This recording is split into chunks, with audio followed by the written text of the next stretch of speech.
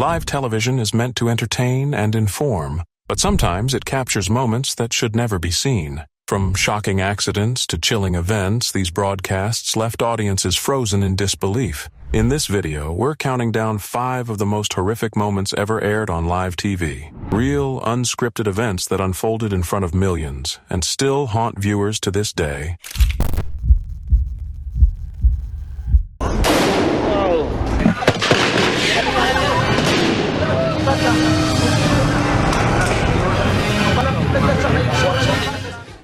August 23, 2010, a bright tourist bus sat parked in Rizal Park, a seemingly ordinary sight in the capital city. Inside, 25 people, mostly tourists from Hong Kong, settled in for what was supposed to be a day of sightseeing. But among them was a man whose quiet rage was about to ignite a living nightmare. Rolando Mendoza, a 55-year-old former police officer, boarded the bus with a rifle, handcuffs, and a grudge that had been simmering for months. He wasn't just angry, he felt betrayed. Mendoza had been dismissed from the Philippine National Police over extortion allegations, and he believed he had been wronged. In his mind, this was justice. He would force the world to listen. He hijacked the bus, armed and determined not to rob or harm, at least not at first, but to demand his job back and clear his name. But what began as a desperate protest slowly morphed into a blood-soaked catastrophe. With news cameras rolling and reporters circling like vultures, every terrifying moment played out live. The world watched.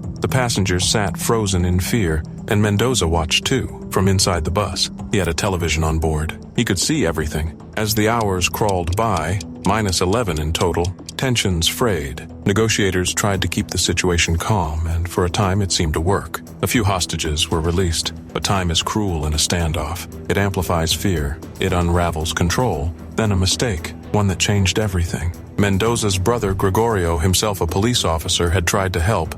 He begged his brother to surrender, pleaded with authorities to listen. But then, live on national television, Gregorio was arrested by fellow officers, shoved into a squad car just outside the scene. Mendoza saw it all, his last thread of hope ripped from him in real time. Something inside him snapped. Inside the bus, panic turned into horror. He shouted threats over the radio. He claimed he had harmed hostages already, and he promised more violence if he didn't get what he wanted. One hostage, Mrs. Leong, later shared how her husband had tried to protect them, tried to stop Mendoza. He was gunned down before her eyes. Still, she held on, fighting the despair for the sake of her children waiting back home. As the sun dipped below the horizon, the situation spiraled. Mendoza was watching everything. News helicopters overhead, police movements below, the creeping approach of the assault team. The media, in their race for ratings, were unintentionally feeding him tactical information. He knew what was coming. He was ready. When the order was finally given to storm the bus, the police moved in, but it was chaos. They tried to force open the back door and were met with more gunfire. Hesitation paralyzed the assault. Finally, snipers were ordered to fire. Mendoza was shot and killed, but by then it was too late. 8 hostages were already dead. Survivors emerged. Among them was the bus driver, Alberto Lubang, who had managed to escape and run to the police. His voice, ragged and desperate, rang out in the night. "Everyone is dead!" Outrage erupted almost instantly, especially in Hong Kong, where the families of the murdered tourists demanded answers, demanded justice. A formal apology came from the Philippine government, but it couldn't mend what had been broken. An inquiry followed. Philippine Justice Secretary Leila de Lima spearheaded the investigation, and what it revealed was nothing short of damning. The police were woefully unprepared. No crisis plan, no specialized team. Multiple chances to end the standoff early had been missed. And the non-stop media coverage? It handed Mendoza a tactical advantage on a silver platter. Several officers were suspended or demoted. Manila's police chief was removed. In response, the Philippine government scrambled to make changes. New training programs, new policies for hostage crises, and a specialized tourist police unit. They wanted to make sure this never happened again. But for the families of the dead, no policy could undo the nightmare. A man, who was apparently in a standoff with police, live-streamed a tense and dangerous situation. They have no idea where I'm at. I've now shot multiple times. Enough to most definitely want a response. Throughout the stream, the man sounds agitated and paranoid. He claims police have somehow accessed his phone and are tracking him. Sheriff's office Sheriff's Office. It does not exist. The Claremont County Sheriff's Office does not exist. The Claremont County Sheriff's Department does. Look it up. Look it up, I swear. He also mentions that police kicked in a door but didn't shoot back, which he interprets as evidence they're not acting officially.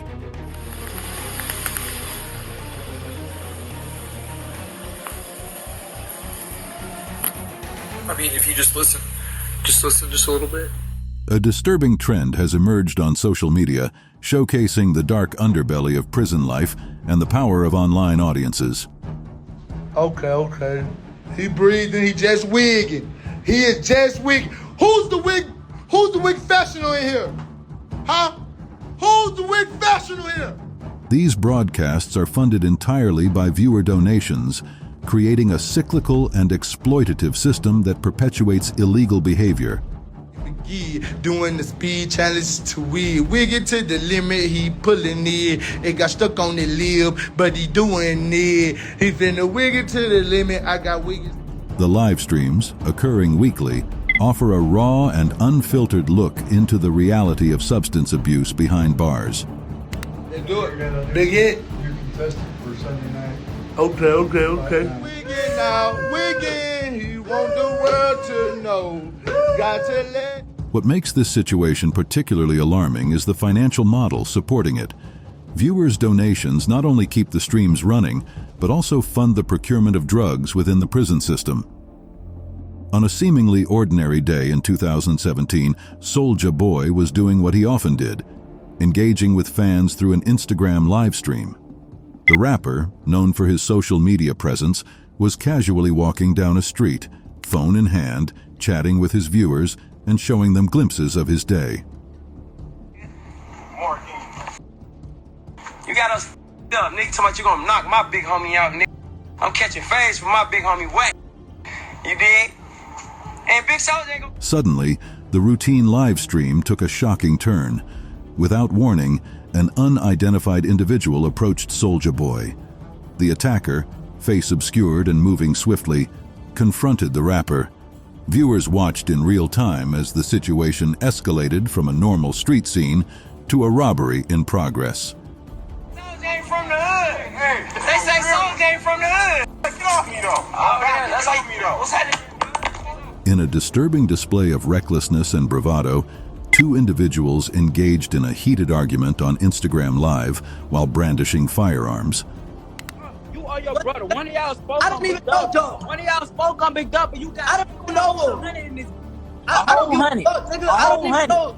This is a whole honey for your bitch. The two men, both presenting themselves with the demeanor and appearance typically associated with gang culture, One of y'all spoke on my people saying I don't take that shit. I don't take that shit like period, son. Shut up.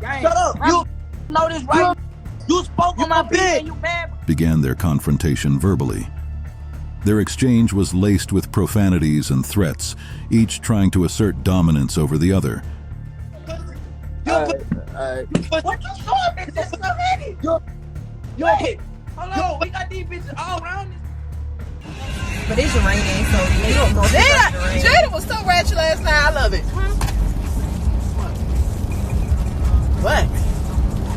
What, babe?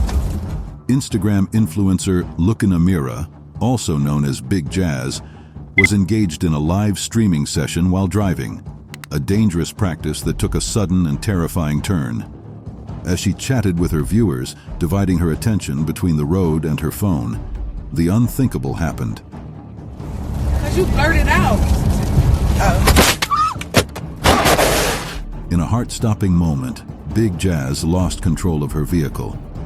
The camera captured her look of shock and fear as the car began to swerve erratically.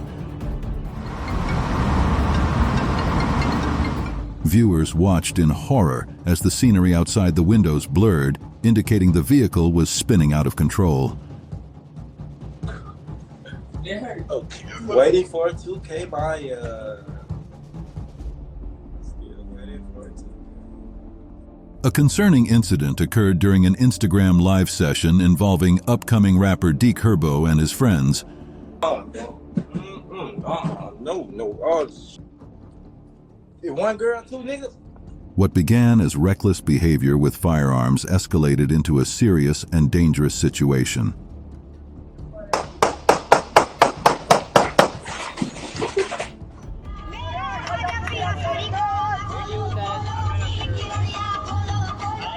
group of men were traveling along Jinjoda Highway, their car filled with laughter and song. The joyous atmosphere was infectious, with even the driver joining in the merriment, singing along and enjoying the camaraderie.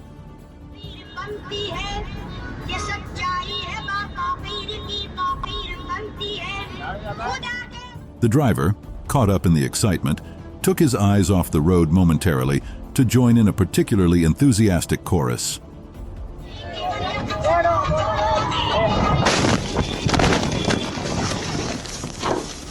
In that split second, tragedy struck. The car, now unguided, veered sharply. The singing abruptly turned to shouts of alarm as the vehicle swerved dangerously. Stay right there, bro. Come on. Wait. Watch out.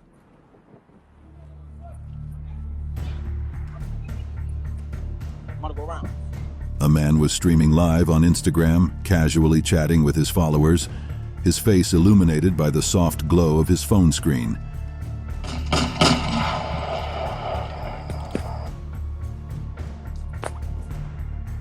Suddenly, a loud gunshot rang out, shattering the calm. The screen shook violently as the man dropped his phone. I think he bust my lip, though. I think he bust my lip, though.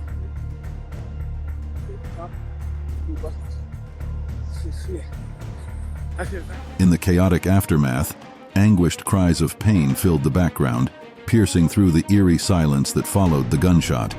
The live stream continued to broadcast the distressing scene, capturing the raw, unfiltered agony of someone suffering in the aftermath of the violent act. In a bizarre incident captured on Instagram Live, a routine traffic stop took an unusual turn when the driver, upon being pulled over, began streaming the encounter online. Yes, sir. Okay. Can I ask what for? Say again? Can I ask what for? Because they're dark. I can't see anything. Well, if you got a tester, we can test it. The driver began loudly proclaiming his rights, insisting that he knew the law and that the stop was unjustified. However, rather than engaging in a typical legal argument, the man took a surprising approach. He started praying to former President Donald Trump for intervention. Step out. Step out or I'll break you. See what I'm saying? My hands are up. But, see what I'm saying, guys? Please just pray for me. Please, just pray for me.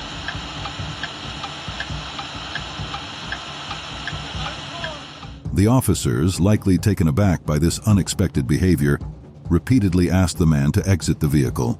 However, he remained inside, continuing his fervent appeals to Trump while holding his phone to record the entire incident. Left with no choice, the officers had to do it their way.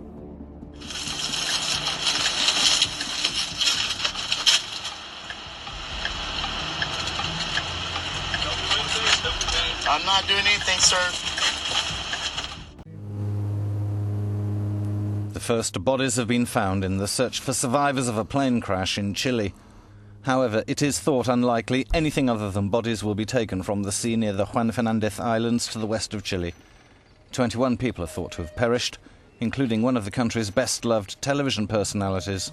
It was September 2nd, 2011 in Chile. Millions of adults were tuned in to Cale 7, one of the country's most beloved game shows. Then, without warning, the screen went black. And then, a serious-looking news anchor appeared. Her face was pale, her voice cracked. What she said next froze an entire nation. A Chilean Air Force aircraft had vanished off the coast of Robinson Crusoe Island. On board were 21 people.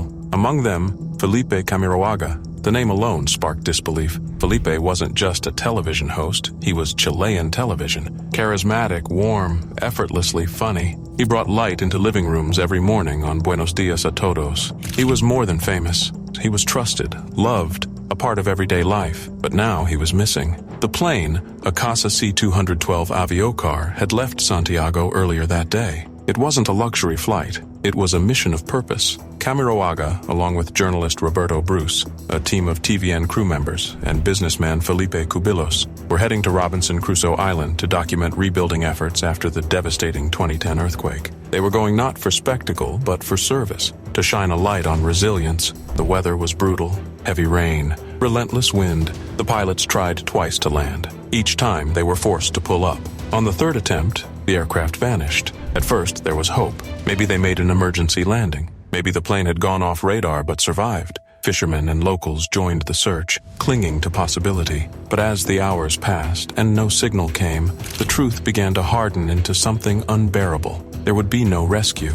There were no survivors. In Santiago, the newsroom at TVN fell into stunned silence. Anchors fought back tears. Producers sat motionless, their hands hovering over equipment they couldn't bring themselves to touch. These weren't just co-workers. These were friends, family, a part of the fabric of their lives. All across Chile, candles were lit. Flowers lined the sidewalks. People wept openly on the street, unable to believe the faces they had grown up with were gone, just like that. And then, another revelation. Something so chilling it seemed torn from a novel. A memory card was recovered from the wreckage in November, wrapped inside a water bottle. Photographer Romina Irarrazabal, one of the passengers, had taken photos during the flight, 409 in total. But it was the last few images that left people breathless. One showed the cabin floor, feet, bags, shadows. The next, rising water pressing against a window. Her last act had been to protect the card, sealing it in plastic and placing it in a bottle. A final message from the deep, proof of their final moments.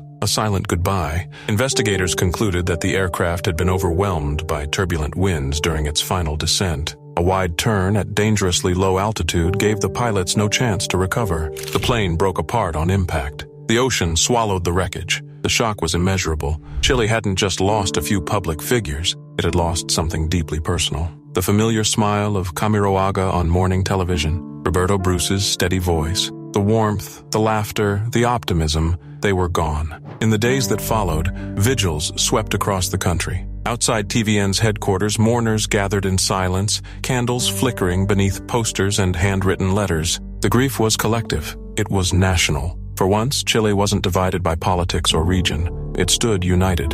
In sorrow, weeks turned into months. Families recovered what they could. Bodies, belongings, memories. But the hole left behind could never truly be filled. The crash didn't just take lives. It shattered a sense of connection, of comfort, of daily companionship. These were not distant celebrities. They were familiar voices, morning rituals, childhood heroes, and suddenly they were memories. To this day, the tragedy of the Casa C-212 crash remains one of the darkest moments in Chilean history. A wound that never quite healed, but somehow, amid the sorrow, something else endures, something stronger. Should have took that mustache with it, goddamn, Deeks. And you said During an Instagram live session, rapper Wyson Flo found himself in a tense encounter with law enforcement during a traffic stop. Okay, it definitely smells like marijuana. Your whole car smells like marijuana. You got this sitting right down in front of your driver's seat. Sure, you can see. The incident, broadcast to his followers in real time, quickly escalated from a routine stop to a more serious situation. The situation took a turn when the officer claimed to smell marijuana in the car. Wyson Flo, while not directly denying the presence of marijuana, attempted to explain the situation. Smells like marijuana. That's tobacco, your car sir. smells like marijuana. Yeah, there's some cup, sir. Okay, there's two. And he said that's his cup, sir. Was your cup? Yeah, whatever in there as well. Over on. The officer then pointed out a cup in the car that he believed contained burnt blunts, suggesting recent drug use. In a startling display of parental intervention, a mother took to social media to address concerns about her daughter's online presence. The woman, identifying herself as the mother of Juicy Cake, began a live stream with a clear purpose: to set the record straight about her 17-year-old daughter's activities and to warn potential predators. In a tense situation that unfolded on Instagram Live, a young woman found herself in a difficult confrontation with a male visitor who refused to leave her home. The incident, which was broadcast to viewers in real time, took an unexpected turn as the argument escalated. The situation grew increasingly heated as the two argued, their voices rising as the woman's frustration became more evident. The young man seemed to believe that live streaming the event would somehow work in his favor, perhaps hoping to gain support from his followers or to intimidate the woman into backing down. However, the woman, faced with the unwanted presence in her home and the added pressure of being recorded, decided to take action. A rapper known as Wyson Flo was pulled over during an Instagram live session, leading to a tense but ultimately civil interaction with police. if he can get a hit, and after that, bro, you gotta let me go. I'm not trying to fight with you. I'm telling you, I'm not trying to argue with you. I'm telling you, I'm telling you how this shit finna go. I understand that, and I'm trying. When the officer approached, he claimed he could smell marijuana in the vehicle. However, Flo remained calm and asserted his rights, explaining that the smell alone was not probable cause for a search. The rapper demonstrated a clear understanding of his rights, stating he had a lawyer on retainer who had educated him on these matters. He insisted that without probable cause, the officer would need to bring a K-9 unit to establish grounds for a search. He agreed to accept a speeding ticket, but refused to consent to a vehicle search. The officer eventually conceded, seemingly impressed or at least respectful of Flo's knowledge of his rights. The interaction ended without a search being conducted. A young white woman engaged in a heated argument with her parents over racism and systemic oppression, broadcasting the exchange on Instagram Live. No. Can you shut your mouth for a minute? No. Because I actually work in the ghetto. I see the people.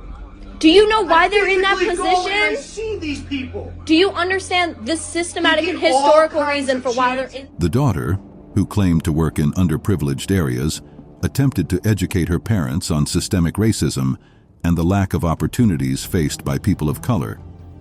She challenges her parents' misconceptions and stereotypes, urging them to recognize systemic issues. Not okay with it, so stand against it. I'll stand against it? When the black people in the ghetto stop carrying an illegal weapon.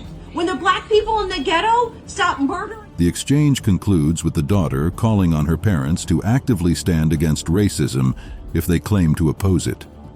Her parents, however, continue to defend their views with racist stereotypes, highlighting the deep-rooted nature of their beliefs.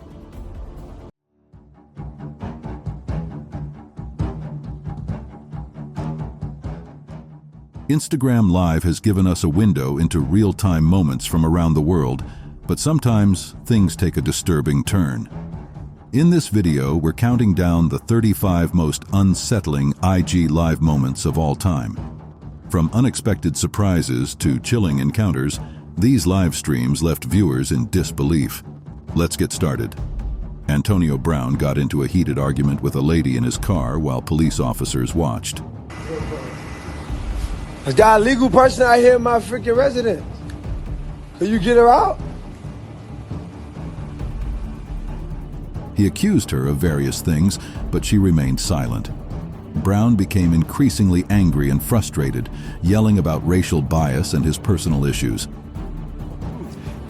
Bro, she ain't got no vehicle. This is my vehicle. I'm not listening to what you say. No, you ain't telling me the right thing. You ain't telling me the right thing. I'm not telling you what you want to hear. No, it don't matter what I want to hear. As time passed, Brown became more agitated. He paced around and pleaded with the officers to intervene. The woman's calmness seemed to make him even angrier. I love you. Go at them bitch police. Get the fuck out of here. Little cop, look at the little cop. You wish you could take me, you bitch. Get out of here. Yeah, get in the back of the police car. After about 40 minutes, Brown lost his temper completely. He shouted loudly, causing the officers to back away. In the end, the officers resolved the situation and dropped the lady home. In a sudden turn of events, Offset's Instagram Live session transformed into a tense, real-time drama. Turn off the engine, that's all I'm asking you to do. I'm not doing that. Why not? Because this boy, bro, so aggressive, bro. Hard park. The camera shook, capturing glimpses of flashing lights and stern faces as Offset attempted to explain his situation. His words came rapid fire, a mix of confusion and indignation, while viewers watched the scene unfold in real time. The chat exploded with shocked comments and worried fans.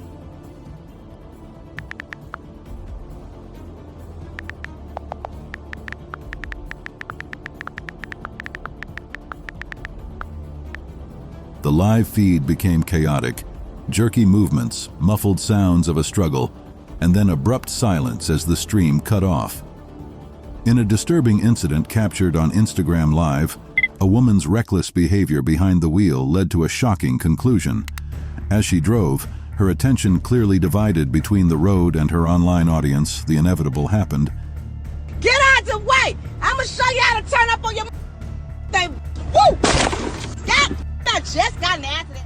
Astoundingly, when the camera steadied, The woman appeared relatively unscathed. I gotta keep going, so I'm gonna call y'all a fuck back. I got to go. Or whatever, because I'm not stopping. Her voice, though shaken, maintained an eerie calm as she addressed her stunned viewers. She brushed off the severity of the crash, acting as if the life-threatening incident was merely an inconvenience. In a disturbing Instagram Live event, a mother publicly shamed and punished her 14-year-old daughter, Alexis, for alleged inappropriate behavior with boys. Oh, that's my money. This what the live want to see? She ain't that slick, y'all. She not that slick.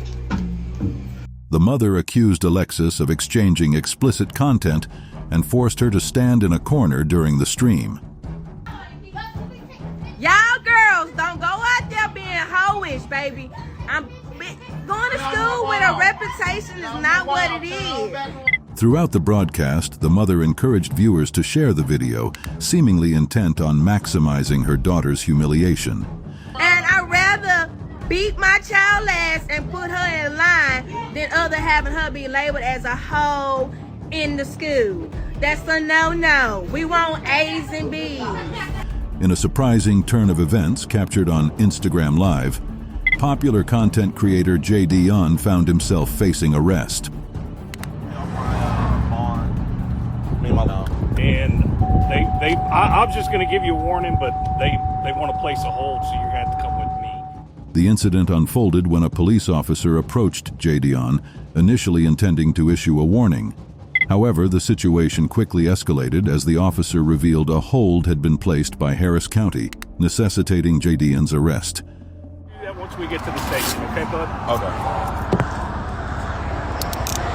Like I said, I was just going to give you a warning, but Harris County...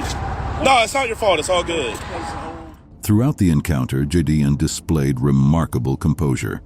His calm acceptance of the situation was evident as he addressed his live audience. All right. Can you do me a favor? Yeah. Yeah, I'll do it. All right, chat. I'm going to jail. See you boys later. When Ronnie McNutt opened his Facebook Live on the night of August 31st, 2020, most of the people who knew him thought it was just another one of his late-night streams. He was 33, a Mississippi native, a U.S. Army Reserve veteran who had served in Iraq. Friends said he used live streams almost like therapy, talking to viewers, sharing whatever was on his mind, trying to deal with the depression and PTSD that had shadowed him since the war. But this night felt different the moment the camera switched on. He looked drained, unsteady, as if the weight he'd been carrying had finally become too heavy to hide. His best friend, Joshua Steen, noticed the stream right away. He'd seen Ronnie dark before, but not like this. Ronnie looked intoxicated, confused, and at one point he fired a rifle into the air by accident. Joshua panicked. He reported the live stream to Facebook over and over again, begging them to intervene, to cut the feed, to stop thousands of strangers from watching a man spiral in real time. But Facebook refused. They said there was no violation. As the minutes passed, Ronnie's phone kept ringing. Friends, family, people who sensed something was wrong and were trying desperately to reach him. The last call came from his girlfriend. Their voices rose in a shaky, emotional argument, the type that feels like the aftermath of months of tension. When the call abruptly ended, something in Ronnie's face changed, like a door closing. He looked into the camera, the viewers, the people who had been watching this slow unraveling, and said 9 final words that still haunt anyone who heard them. "Hey guys, I guess that's it." Then he lifted the rifle. 1 second before he pulled the trigger, the phone on his desk began to ring again. One last attempt from someone, anyone, to reach him, and then the shot exploded through the feed. The screen went still, and thousands of viewers had just witnessed something they can never unsee. Police were already on their way, alerted by friends who had been trying to intervene from miles away. But by the time they reached his apartment, the damage was done. Officers cleared the building, called to him through loudspeaker, tried to make contact, but there was nothing left to save. New Albany's police chief later said no one could have gotten through to him that night. His mind was already somewhere else, somewhere far from reach. What Ronnie left behind was more than a live stream. It was a final Facebook post, written hours earlier, that suddenly felt painfully prophetic. Someone in your life needs to hear that they matter, that they are loved, that they have a future. Be the one to tell them. 2 days later, he was buried in a quiet Mississippi cemetery, far from the noise, the cameras, the chaos that followed his final moments. Social networks were overwhelmed. TikTok tried blocking the clips, but users kept re-uploading them in ways that bypassed the algorithm. The hashtag with Ronnie's name passed 15 million views in days. Facebook insisted they'd removed the original stream, but for many, that wasn't enough, especially not for the people who had begged the platform to cut the feed before Ronnie pulled the trigger. His best friend Joshua said it felt like Ronnie's death was preventable. If someone posts a topless photo, Facebook removes it instantly, he said. But my friend killing himself wasn't a violation. The internet turned his final moment into a worldwide debate about trauma, responsibility, and the horrifying reality of live streaming. Should platforms be able to cut a feed the moment someone is in danger? Should AI detect warning signs? Where's the line between privacy and protection? Nobody had answers. Only anger, only heartbreak, only that haunting 10-second clip that kept resurfacing, no matter how many times it was removed. For many viewers, Ronnie became a symbol of how easily someone can fall apart in plain sight. How a person can be surrounded by friends, calls, warnings, but still feel impossibly alone. His story forced millions to confront the darker side of the social media, the part where tragedy doesn't stay private, where trauma spreads like wildfire, and where one man's final cry for help becomes something the internet consumes without mercy. A young woman was live streaming on social media, sharing various aspects of her life and interacting with viewers. Suddenly, her attention was drawn to a car outside her house. I understand that. You see, I don't speak, Portuguese, but I understand, when they write. She expresses concern and annoyance about a vehicle that frequently stops near her home, watching her. And my boyfriend is Brazilian.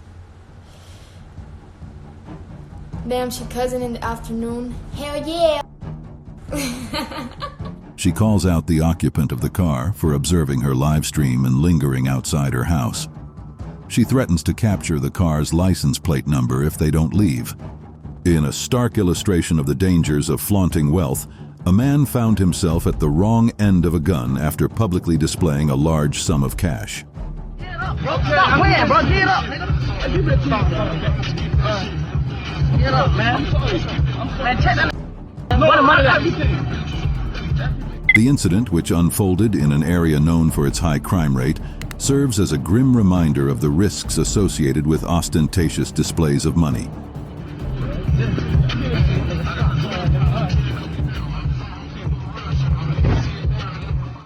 The victim, seemingly oblivious to the potential consequences, had been openly showing off a substantial wad of cash. This act quickly caught the attention of opportunistic criminals in the vicinity. Before he could realize his mistake, he was confronted by armed robbers who wasted no time in taking advantage of the situation. That's a setup, bro. That's a setup, bro. I just got robbed, bro. I just got robbed, bro. No, that's a setup, bro. What the fuck? That's a setup. What made this incident particularly notable was the victim's reaction. Despite the traumatic experience of being robbed at gunpoint, the man maintained an unusually calm demeanor. In a surprising turn of events, he even bid the robbers farewell as they departed with his possessions. Get away the light! You yelling at me like that doesn't help. Damn! Cracker, bro. Pulling up on me like that. What's up? In a harrowing incident, a passerby noticed Rachel Gray walking near her apartment complex, appearing visibly distressed. Get your hands off of her! Get your hands off of her! Get your hands off of her! Rachel, come here! Rachel, come here!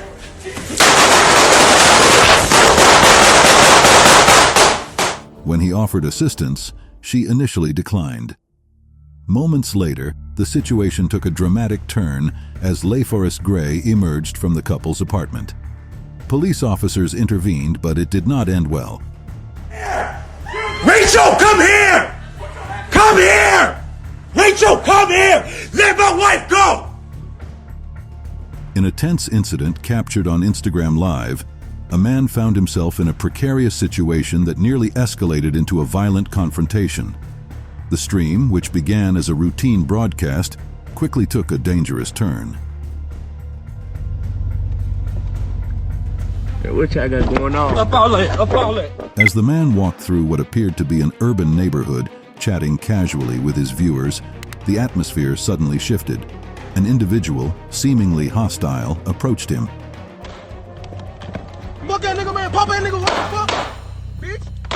The live audience watched in real time as the man's demeanor changed from relaxed to alert. What she doesn't know is that the show itself is in deep trouble, starting now.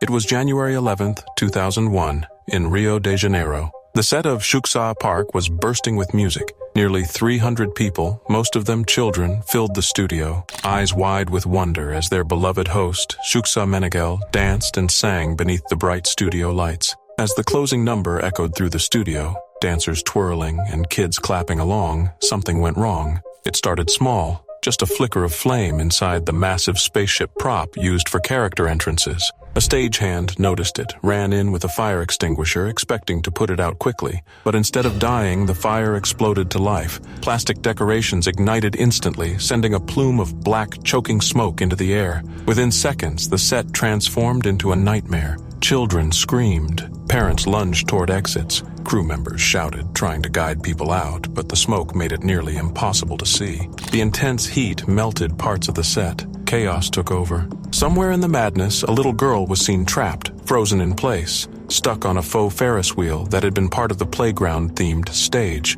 And then, against all instinct, someone ran toward the fire. Xuxa's bodyguard, Leandro Nilsson, pushed through the flames. Ignoring the searing heat, he climbed the prop to reach the terrified child. The moment was pure panic. Everyone else fleeing, he moved deeper into the blaze. But he reached her, he got her down, and he carried her out as the fire raged behind them. Meanwhile, some cameras, still rolling, captured it all. The flames, the screams, the scrambling crew. Later, that footage would air on Brazilian news, and viewers across the country would be horrified to recognize the set that once symbolized joy now consumed by smoke and fire. By the time firefighters brought it under control, the studio was gutted. 26 people were injured, including 2 children, ages 7 and 10, who suffered severe burns. Another adult who'd helped with rescues was also seriously hurt. Dozens more were left physically untouched, but emotionally scarred. The laughter that had once echoed through the studio was replaced by silence. Xuxa, shaken to her core, wasn't hurt, but the pain was visible. She had dedicated her career to children, to making them feel safe, loved, and seen. Watching them panic, watching some suffer, was a weight she carried deeply. In the days that followed, she visited the injured in the hospital, sitting beside them, holding their hands. But the damage couldn't be undone. Investigators later confirmed the fire had been caused by a short circuit in the spaceship's wiring. No foul play, just faulty electrics, and a set designed more for fantasy than for fire safety. Xuxa Park never aired again. The network, Globo, canceled the show permanently. 8 episodes, already filmed, were locked away, never to be seen. The set was reduced to rubble, and Xuxa herself would never return to children's television in the same way. Something had changed. A dream had died. A reckless and dangerous incident unfolded in Maryland as a man took to Instagram Live to broadcast himself fleeing from police in a high-speed chase.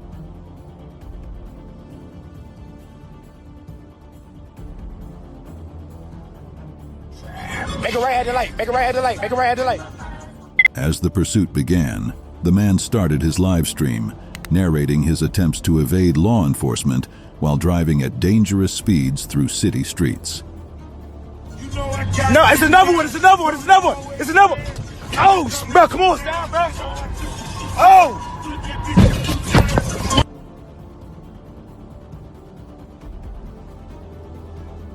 The chase took a dramatic turn when the driver lost control of his vehicle, resulting in a crash. The impact was audible on the live stream, and for a moment, it seemed the pursuit had come to an end. However, in a surprising twist, the man managed to escape. 12. On my mother, we just dogged their ass.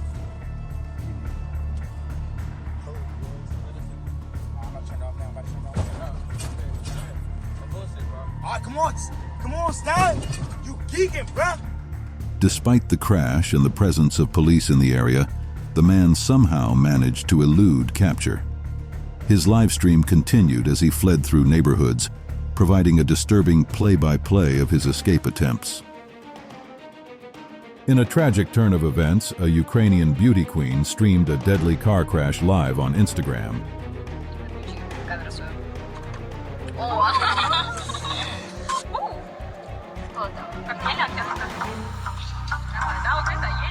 The young woman, known for her vibrant social media presence, was seen in the passenger seat, laughing and dancing to the music.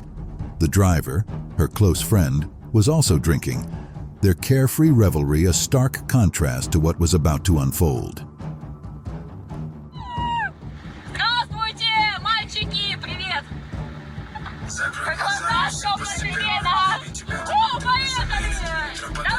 As they sped down the highway, the mood was lighthearted, filled with the sound of laughter and upbeat music.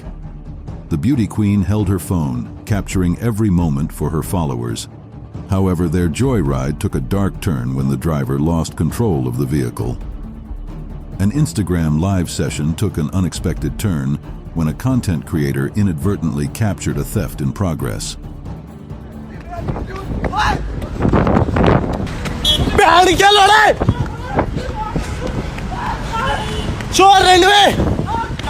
The streamer, who was broadcasting a typical day in the live stream, suddenly found himself in the middle of a tense situation.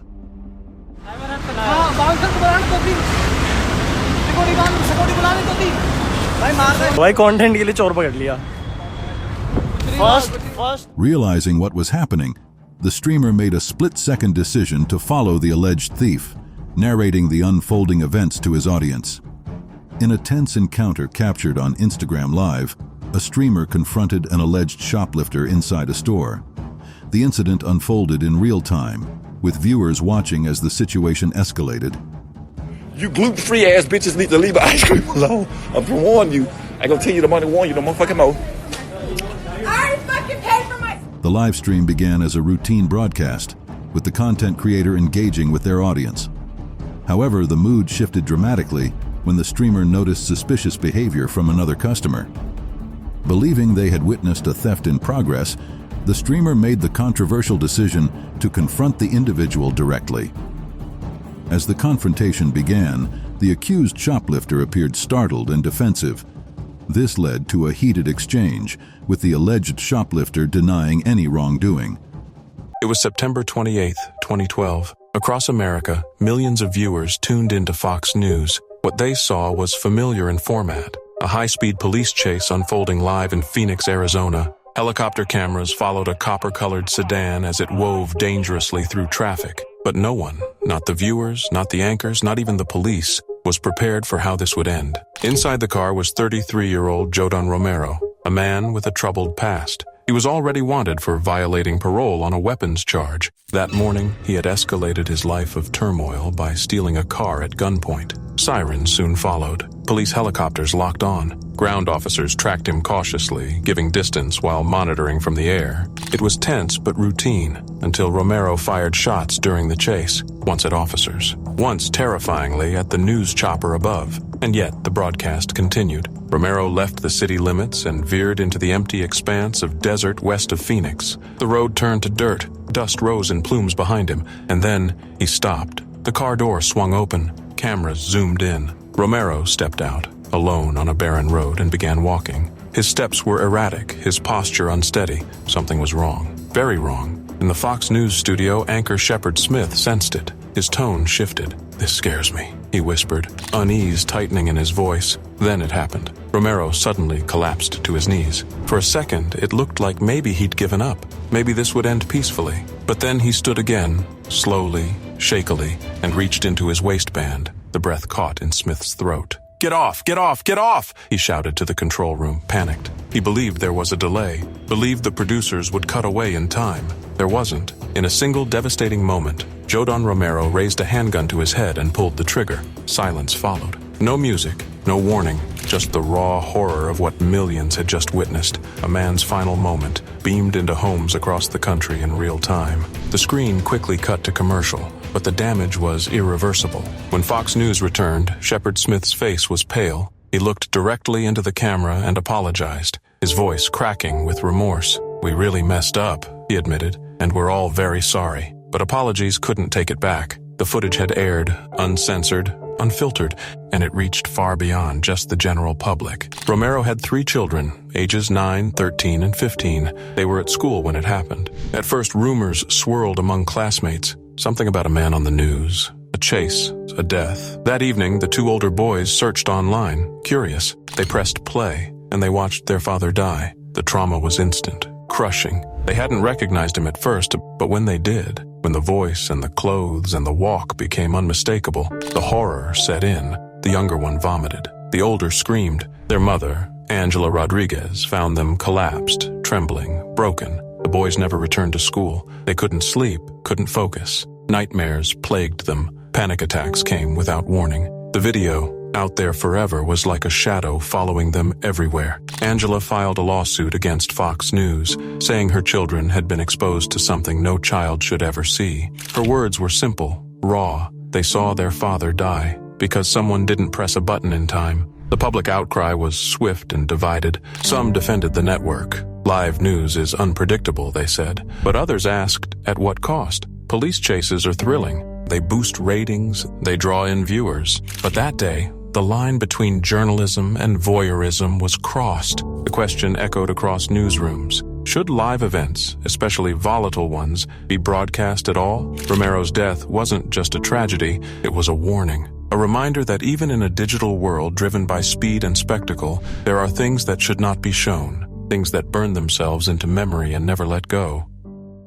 It was just after 9 p.m. on a warm July night in 2016 when a simple drive home turned into one of the most unforgettable and heartbreaking moments ever captured on Facebook Live. Philando Castile, a 32-year-old school nutrition supervisor known for his gentle nature and easy smile, was behind the wheel with his girlfriend, Diamond Reynolds, and her 4-year-old daughter in the back seat. They weren't speeding. They weren't swerving. They were just heading home after a normal evening of groceries, dinner, and a haircut. And then the blue and red lights appeared behind them. When Officer Geronimo Yanez approached the driver's side window in Falcon Heights, Minnesota, no one in that car could have predicted what would happen next. Philando did exactly what every responsible gun owner is trained to do. He calmly informed the officer that he had a licensed firearm. But within just 40 seconds, fear, confusion, and escalating tension collided. Yanez repeated, "Don't pull it out," over and over. Philando tried to reassure him, saying softly, "I'm not pulling it out." Diamond echoed it too, but the officer's panic exploded. In rapid succession, 7 shots tore through the window. 5 struck Philando. The silence that followed wasn't really silence. It was the eerie, shaking voice of a woman realizing her life had just changed forever. Diamond, with her hands trembling, opened Facebook Live. Her instinct wasn't to scream or run. It was to show the world what had just happened, to record the truth before it disappeared behind flashing lights and official statements. The live stream begins with Philando slumped forward, his white t-shirt soaked in blood, breathing in short, fading gasps. Diamond speaks to the camera and to the officer at the same time, pleading, narrating, begging someone to understand. "You shot 4 bullets into him, sir. He was just getting his license and registration." The video is raw, real, terrifying. The sound of a child crying in the background. "Mom, please stop screaming. I don't want you to get shooted," cuts deeper than any headline ever could.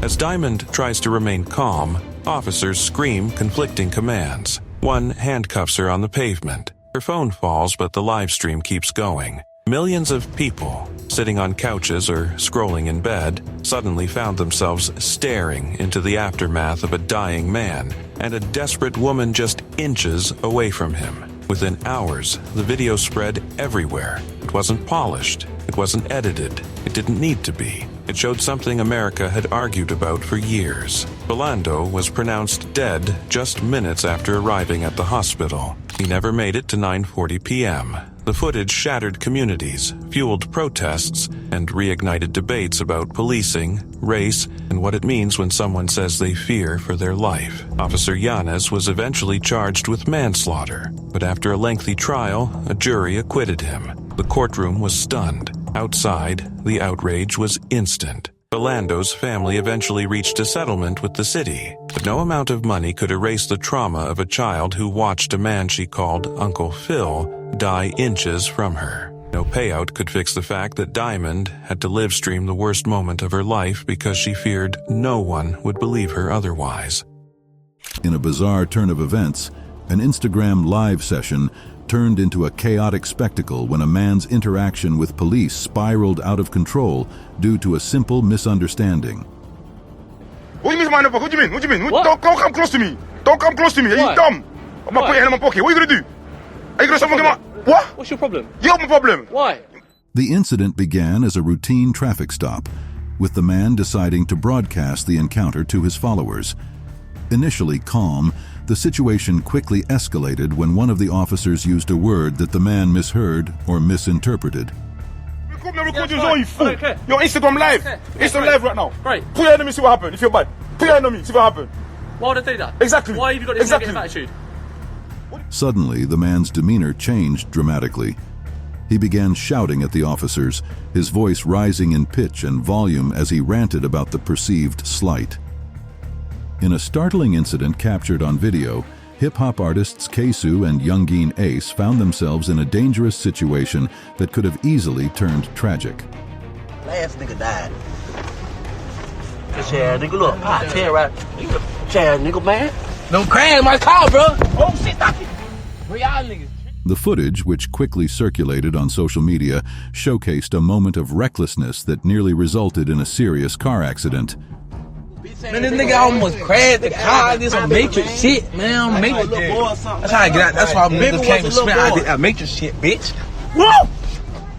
However, what starts as a typical ride soon devolves into a risky display of horseplay. Casa, apparently in high spirits, begins to wrestle or roughhouse with the driver of the vehicle. UK rapper Ambush found himself in a tense confrontation with police during an Instagram live session.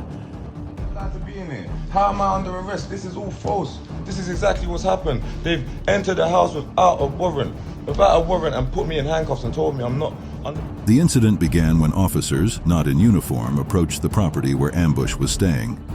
Initially, they claimed to be conducting door-to-door inquiries about antisocial behavior and asked if a key fit the door. I am allowed to record the situation. Phone down. Why are you? No, bro. No, put the phone down. Put the... What do you mean? Ambush, suspicious of their intentions, closed the door to call the property's owner. The situation escalated quickly when the officers entered the property without a warrant and put Ambush in handcuffs, despite telling him he wasn't under arrest. This contradiction became a point of contention throughout the encounter. The situation remained unresolved by the end of the video, with Ambush still in handcuffs and arguing for his rights to record the incident and questioning the legality of the police actions.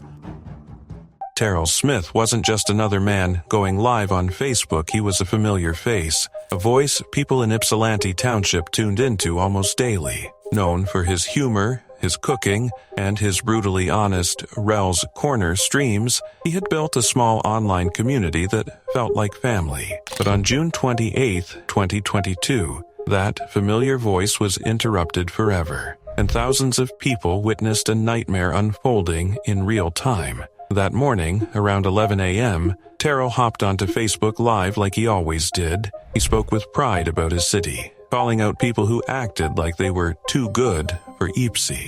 Viewers watched, laughed, and commented until one comment changed the entire tone of the stream. Someone in the chat began provoking him, making threats, bragging about riding around with 60 shots. Terrell brushed it off, telling him he didn't care if he had 100 shots. It felt like typical online back and forth, until it suddenly wasn't. Thousands of people were tuned in when Terrell paused, looked toward the street and said the words that still haunt Ypsilanti. "Oh, we got action." "We got action." A car had pulled up outside his home. A figure stepped out. Within seconds, the live stream erupted into chaos. Gunshots, more than 30 of them, rang out off camera. Viewers watched in horror as Terrell collapsed. A neighbor's panicked voice broke through the confusion, frantically calling 911 while the live stream kept rolling. By the time police arrived, Terrell was lying on the ground with multiple gunshot wounds. He was rushed to the hospital but didn't survive. Before Facebook finally took the video down, over 37,000 people had seen it. 37,000 people were forced to witness a man's final moments. The killing rocked the entire community. Terrell wasn't just a name in a headline. He was someone people had grown to care about through their screens. Police later revealed the deadly attack started from the argument happening live on Facebook. By July 1st, they had arrested 3 suspects, 2 women from Ypsilanti and a man captured in Georgia. The women were charged with conspiracy to commit homicide, each held on a $1 million bond. Still, the most disturbing part remains. A simple live stream, something meant to entertain, connect, and build community, turned into a window into real-time violence. Viewers who once tuned in for Rel's jokes and cooking suddenly found themselves witnessing the unthinkable. And even now, many say they can't forget the moment Terrell looked into the camera and said, "We got action." It was December 14th, 1982 in Rio de Janeiro. Maria Arenalda da Silva, just 23 years old, cradled her baby daughter Danubia as she stepped into the television studio, her arms trembling not from nerves but from exhaustion, physical, emotional, and spiritual. Her 9-month-old was dying, and no one had listened. For months, Maria had wandered the city, desperate for help. She'd gone to Pedro Ernesto, Souza Aguiar, any hospital that might take them in. Her daughter was suffering from a rare and vicious eye condition that caused her to bleed, but all she heard was excuses. "We're full. No beds. We don't know how to treat this." Danubia's condition worsened with every passing day. Maria had run out of time and out of faith in the system, so she turned to the only place left, television. O Povo na TV was no ordinary show. It thrived on chaos. Hosted by Wilton Franco, Wagner Montes, and others, it claimed to expose injustice and corruption, but it also blurred the line between help and exploitation. Its audience tuned in for drama, and Maria hoped that drama might finally force someone to act. She arrived at the station around 11 a.m., waiting through the noise and bustle until her name was finally called. At 1:40 p.m., she stepped onto the stage, cameras already rolling, and gently lifted her daughter into view. Danubia's face was swollen. Her tiny body barely moved. With a trembling voice, Maria told her story. The hospitals that turned her away. The nights spent fearing she'd wake to find her baby cold beside her. The hosts listened, appearing sympathetic.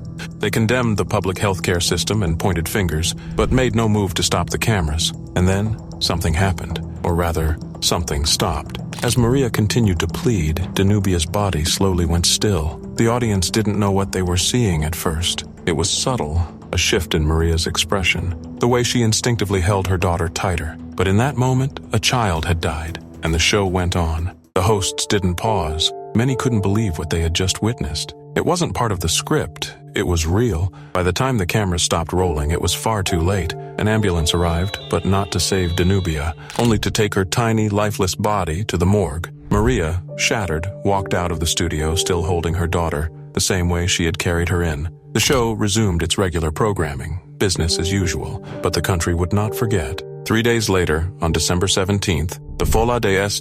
Paulo published a scathing editorial. It didn't just criticize the hospitals, it condemned the show. It asked the questions millions were thinking. Had a line been crossed? Had tragedy become entertainment? Even as the public cried out, "O Povo na TV," didn't slow down. The scandal only grew. Less than a year later, in May 1983, one of its regular guests, Roberto Lenruber, was arrested alongside host Wilton Franco. Lenruber had claimed to be a spiritual healer, performing so-called surgeries on camera, but his treatments were fake and dangerous. His rise to TV fame had preyed on desperate people, much like Maria. The backlash became impossible to ignore. By 1984, the program was canceled for good, but the damage had already been done. What stayed with people wasn't just the show's manipulation or Lenruber's lies. It was Danubia, That fragile baby girl who died not in a hospital bed surrounded by professionals. A horrifying attack, the worst ever mass shooting in New Zealand.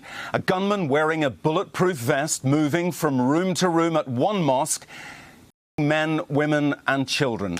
On March 15th, 2019, the world witnessed something so horrifying, so deeply unsettling, that even today it feels impossible to fully comprehend. It started like any other Friday afternoon in Christchurch, New Zealand, a calm, sacred time when hundreds of Muslims gathered for Jumu'ah prayer. Families, friends, children, elders, people who came to worship peacefully. But at 1:40 p.m., that peace was shattered when a 28-year-old Australian man named Brenton Tarrant walked up to the Al Noor Mosque with a body camera strapped to his chest and assault weapons covered in white supremacist slogans. And then, with the press of a button, he did something no one had ever done on such a scale. He live-streamed a terror attack on Facebook. For 17 agonizing minutes, the world watched through his eyes as he carried out a massacre, moving through prayer halls, firing round after round, leaving chaos and devastation behind. Viewers at first didn't understand what they were seeing. Some thought it was a video game. Others realized the truth far too late.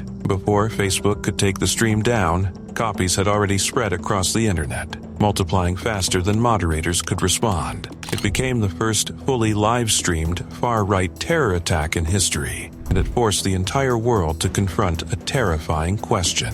What happens when hate and technology collide in real time? Moments after leaving Al Noor Mosque, where 44 innocent people had been killed, Tarrant drove straight to another house of worship. At 1:52 p.m., he opened fire again, this time at the Linwood Islamic Center, killing 7 more and injuring many others. Some victims were as young as 3 years old. In total, 51 lives were taken, and 89 others were wounded, making it the deadliest mass shooting in modern New Zealand history. As Tarrant drove toward a third mosque in Ashburton, planning to continue his rampage, police rammed his vehicle and arrested him before he could kill even more. The man behind the attack wasn't just a lone gunman.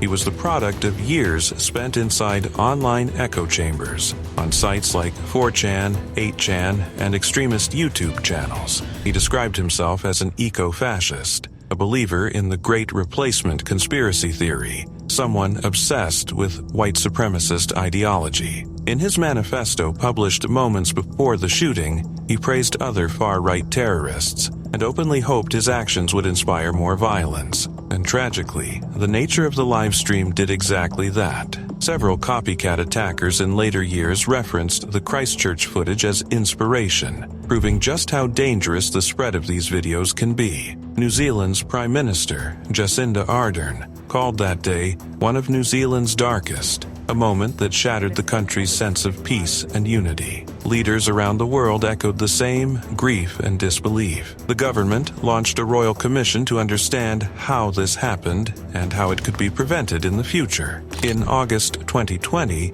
Tarrant became the first person in New Zealand history to receive a life sentence without parole, a punishment reflecting the magnitude of what he had done. But perhaps the most powerful legacy of this tragedy is what it symbolized. It forced the world to confront the rising wave of white supremacy and alt-right extremism spreading since 2015. It forced tech companies to question how easily their platforms can be weaponized. And it forced millions of people watching from afar to grapple with the horrifying reality that a live video meant for sharing birthdays, weddings, and daily moments could be twisted into a tool for global terror. Because on that day in Christchurch, the world didn't just see a massacre. It saw how quickly hate can spread, how fast violence can go viral, and how fragile the line is between safety and tragedy when a camera is rolling and the whole world is watching.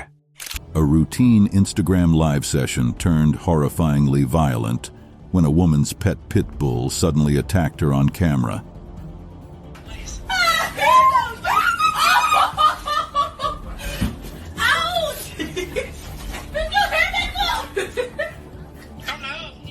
The incident unfolded in real time, shocking viewers who had tuned in for what they expected to be an ordinary live stream.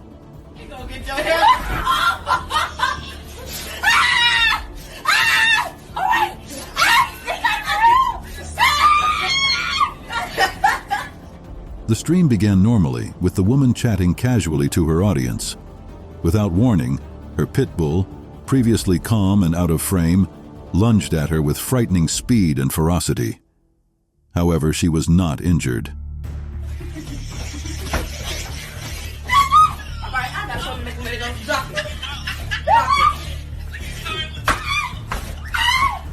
In a shocking display of reckless behavior, a content creator's Instagram live session took an alarming turn.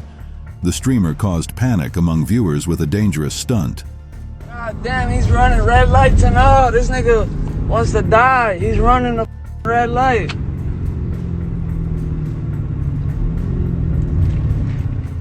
During the live broadcast, the visibly agitated creator brandished what appeared to be a gun, pointing it out of a window.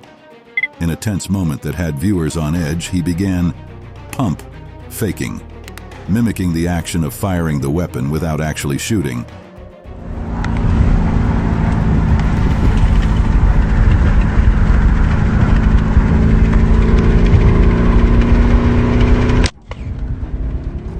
The creator's erratic behavior in the presence of the firearm created a volatile atmosphere, leading some viewers to believe they were witnessing a real shootout.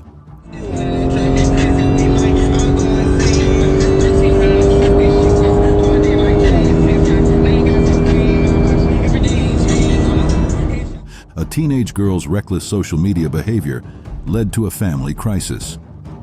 Known for posting fake kidnapping claims and misrepresenting her age online, her activities were exposed when her mother checked her phone. She bad, y'all. Look at y'all friend Shay. The girl who got kidnapped, she didn't get kidnapped. She was trying to be grown. Look at her. The girl had built a significant following, often using explicit language and portraying herself as older. Upon discovering the extent of her daughter's deceptions, including the kidnapping hoaxes and age misrepresentation, the mother took immediate action. Tell these people you not grown, sweetheart. I'm not grown. Tell them all that stuff you doing, I don't know nothing about it. The incident resulted in severe consequences for the girl. Nor does she have a phone. Never have she had a phone. Now she wasn't supposed to be on Instagram either. So whoever she beefing with, she not beefing with y'all. Get your bread. Let's go. Alright, mind your watch. Let me get that off without damaging your watch. Don't damage the rose gold. UK rapper Young Ads, a member of D Block Europe, was arrested by police while carrying $50,000 in cash. Bro, we're young, we're rich. Mate, I wish I was in your position. I know, but you're holding my bag like it's your money. No. That's my 50K. No. The reason I'm holding it here. The incident quickly became a talking point in music circles and on social media. Fans expressed concern and curiosity about the circumstances of the arrest and the source of the money. Is that alright, mate? Yes. It's all done? Yeah. Do you want to take my cuffs off, mate? Okay. Yeah. Thank you. Someone else can. Right. There you go. Can you open my bag? What I'll do is I'll give you the bag. Open my bag, please. The event sparked discussions about the relationship between hip-hop culture, wealth display, and law enforcement scrutiny. It also raised questions about financial practices in the music industry and the risks associated with carrying large sums of cash. It was supposed to be just another night, a routine live stream, a teenager vibing with his audience, sharing music, laughing, showing the world the version of himself he was proudest of. But on May 16th, 2024, inside a quiet Suffolk, Virginia home, something irreversible was about to happen. Something no one watching would ever forget. 17-year-old Raleigh Freeman III, Rio Honcho, had worked hard to build his name.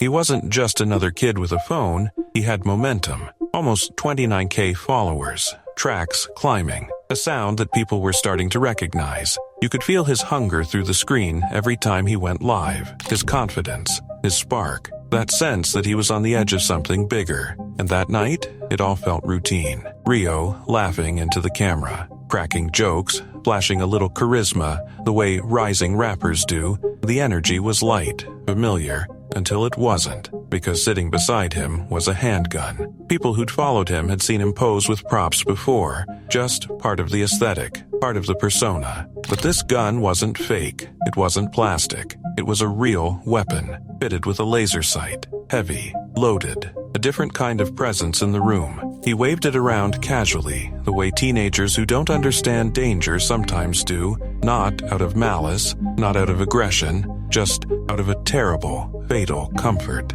He pointed it toward the camera, toward the wall, then, to the shock of everyone watching, toward his own head. A split-second decision, a breath, a trigger pull. The blast filled the room. The phone slipped. The live stream kept rolling as the screen tilted, and the silence that followed felt endless, an eerie, chilling stillness that tore through thousands of viewers at once. At first, confusion. Comments flying in. Is that real? Bro, stop playing. That has to be a prank. People didn't want to believe what they saw. It's easier sometimes to assume it's a stunt, that social media is all smoke and mirrors, but reality has a way of forcing itself in, and this time, it came crashing hard. Rio had accidentally shot himself, live, in front of the world. Paramedics rushed him to the hospital, but the wound was too devastating. The boy, with ambition in his voice, rhythm in his bones, and a future he was fighting toward, was gone. When the news broke, it hit Suffolk like a tidal wave. Fans mourned. Friends froze in disbelief. But the person who felt the impact deepest was his mother, Monica Savage. A single mom, the person who raised him, protected him, loved him with everything she had. When she spoke about finding him, her voice cracked under the weight of a pain no parent should ever carry. "I just want my baby back," she cried. Not a scripted statement, not a prepared message, just grief, raw, exposed, impossible to escape. His cousin created a GoFundMe to help bury him. Teachers posted memories, trying to make sense of the loss. Classmates walked school hallways that suddenly felt colder. And as the community tried to process what happened, the questions began to swirl. Why did he have access to a loaded firearm? Why wasn't it secured? Authorities launched an investigation. Gun safety experts spoke out again, reminding the world that accidental firearm deaths among teens aren't rare, and they're not freak accidents. They're preventable tragedies. Failures of storage, failures of awareness, failures of caution. Kelly Drain, a gun policy researcher, didn't sugarcoat it. She said these losses aren't fate. They're the result of access that never should have existed. Meanwhile, the live stream continued circulating online before platforms removed it. Some watched out of shock, some out of disbelief, but everyone who saw it understood the same thing. This wasn't entertainment. His music still plays Money Getta, Bag Talk, DOA. Tracks filled with ambition and attitude. His Spotify still shows the creative kid who used Mia Goth as cover art, just because he thought it looked cool. His friends still scroll through old messages. His mother still walks past his empty room.